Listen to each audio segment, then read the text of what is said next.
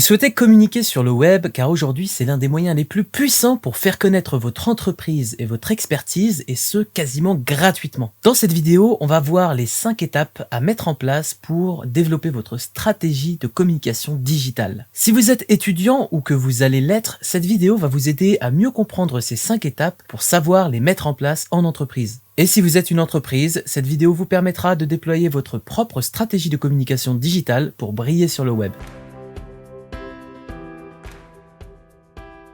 C'est donc parti pour la première étape. Avant tout, vous devez vous connaître vous-même, maîtriser à 100% le message que vous voulez transmettre et les valeurs que vous défendez. Pour ce faire, nous vous conseillons d'utiliser la méthode SWOT. Cette méthode vous permet d'identifier vos forces et vos faiblesses ainsi que les opportunités et menaces qui pèsent dans votre environnement. Prenons l'exemple d'un petit artisan qui souhaiterait développer une stratégie de communication digitale. Ses forces pourraient être sa clientèle engagée et sa communauté sur ses réseaux sociaux. Côté faiblesse, on pourrait identifier qu'il n'a pas de présence sur Instagram, malgré le fait que ce réseau lui permette de partager plus simplement des visuels qui sont très importants pour comprendre son métier et ce qu'il propose. Côté externe, on pourrait identifier qu'il y a un nouvel outil gratuit pour centraliser sa gestion de contenu, ce qui lui permettrait de publier sur un plus grand nombre de réseaux, dont Instagram, sans perdre de temps. On pourrait aussi identifier qu'il y a un fort développement de son marché sur le digital. Et en même temps, cette opportunité peut très vite devenir une menace, car s'il y a un développement du marché, votre concurrence se développe aussi fortement. Une fois que vous vous connaissez vous-même, la deuxième étape est cruciale. Il s'agit de connaître votre cible. Qui est la personne à qui vous vous adressez? Nous vous conseillons d'utiliser pour ça la méthode du persona. Vous allez concevoir une fiche d'identité de votre client cible. Pour ce faire, vous pouvez observer vos clients actuels, leurs comportements, leurs problèmes à résoudre, leurs motivations pour acheter et leurs freins, leurs objections. Mais nous vous conseillons également de faire des interviews clients pour comprendre en profondeur leurs besoins. Vous allez alors identifier une identité pour savoir à qui vous vous adressez précisément, mais également une psychologie. Quelles sont les façons de réfléchir de votre cible? De quoi a-t-elle besoin? Est-ce qu'elle se base sur ses émotions? Vous identifierez également son niveau scolaire et professionnel pour comprendre sa classe socio-professionnelle. Comprendre ses comportements d'achat ou de visite de site internet est aussi primordial. C'est comme ça que vous pourrez vous assurer que vous répondez correctement à toutes les attentes de votre cible. Enfin, identifiez bien entendu le problème que votre cible souhaite résoudre grâce à votre offre. La troisième étape est de définir vos objectifs et votre budget. En clair, c'est ce que vous devez faire et avec quels moyens vous pouvez le faire. Ceci va vous aider à identifier quelles actions vous devez mener pour progresser vers votre objectif. Ça vous servira également à connaître vos ressources en temps,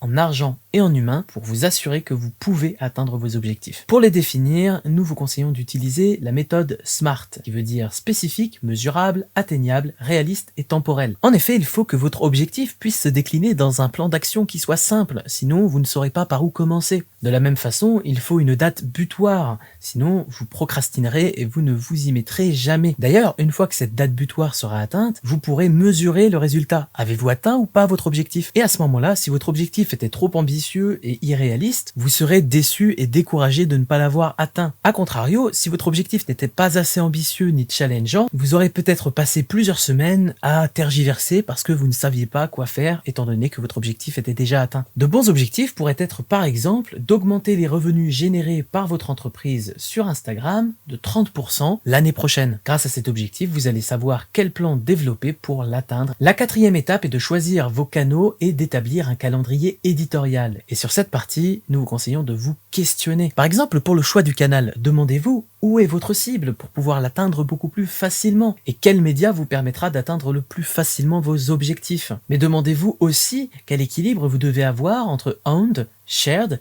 earned et paid media. Si vous ne connaissez pas ces termes, voici une petite explication. Les owned media sont les médias que vous possédez. C'est par exemple votre propre site internet, votre propre blog ou vos propres réseaux sociaux comme Facebook ou Instagram. Les shared media représentent les interactions de votre audience, leurs commentaires, leurs likes, leurs partages, mais également les publications que votre audience peut faire sur votre entreprise. Les earned media, quant à eux, se rapprochent des shared media à la différence près qu'ils concernent plutôt les influenceurs, les créateurs de contenu ou les médias déjà bien installés avec une audience. Enfin, vous pouvez vous tourner vers des paid media. Là, c'est de la publicité. Vous achetez simplement des espaces publicitaires, par exemple sur Google ou sur les différents réseaux sociaux. Une fois que vous avez choisi vos canaux pour communiquer, il faut savoir quoi communiquer et quand. C'est l'utilité du calendrier éditorial. Dedans, vous allez indiquer ce sur quoi vous allez communiquer, en indiquant également les mots-clés que votre audience recherche pour pouvoir être bien référencé. Vous allez également indiquer quel type de contenu vous allez proposer. Est-ce que ce sera un texte, un visuel, peut-être une vidéo? Et bien entendu, vous devrez donner une date de publication. La 5e étape de votre stratégie digitale est de développer ce qu'on appelle du marketing de contenu qui fait partie de l'inbound marketing. L'idée, c'est d'attirer vos clients à vous. La force de l'inbound marketing, c'est qu'elle va vous permettre de nouer une relation puissante avec votre audience. Voici comment faire. Dans un premier temps, offrez de la valeur à votre audience avec des contenus éducatifs ou informatifs sur votre thématique, voire des contenus motivationnels qui la poussent à progresser dans votre discipline. Vous favoriserez ainsi la possibilité que dans votre audience, il y ait des fans qui poussent votre visibilité en commentant systématiquement toutes vos publications. Cette confiance, là encore, se noue grâce à la valeur que vous partagerez. Et en troisième, lorsque vous avez donné suffisamment de valeur à votre cible, eh bien, vous pouvez la faire passer du statut de visiteur à celui de client. Parlez-lui tout simplement de vos offres. Mais attention, dans votre stratégie de communication digitale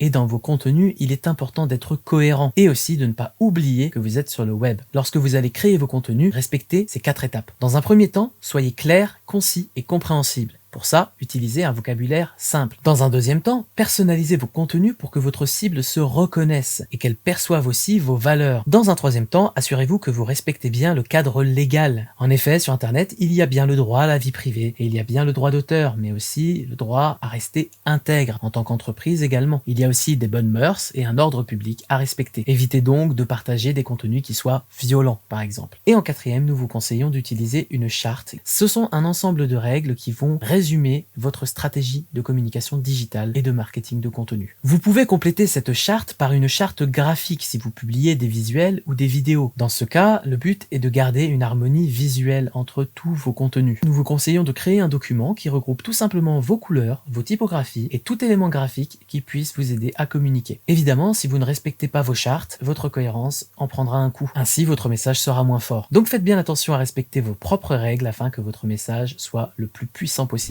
Si vous êtes étudiant et que vous recherchez une formation universitaire dans ce domaine, je vous invite à visiter notre site cfa-compétences.com pour découvrir les formations que nous proposons en présentiel mais également en distanciel. Merci d'avoir regardé cette vidéo, je vous invite à nous donner votre avis dans les commentaires et à nous laisser un j'aime et à vous abonner si cette vidéo vous a plu.